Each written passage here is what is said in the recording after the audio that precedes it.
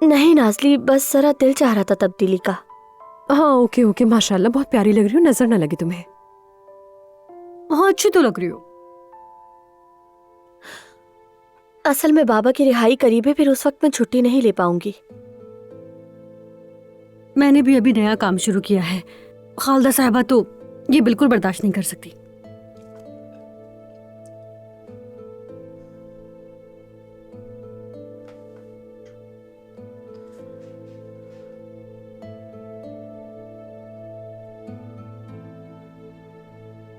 मुझे इस तरह क्यों घूर रही हो?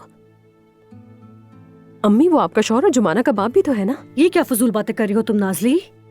तुम्हारा भी फर्ज है जाकर हाल चाल पूछो।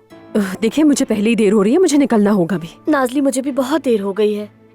हाँ तो चली जाओ, रुकी हुई क्यों हो? बतूल अपना एक्टिविटी बैग भूल गई है, स्कूल तुम्हारे रास्ते में आता है, उसे पहुंचा दोगी? मेरी जान, बाल संवारने के बजाय तुम उसे वो बैग दे आती ना, मैंने तो कपड़े भी नहीं बदले अभी तक।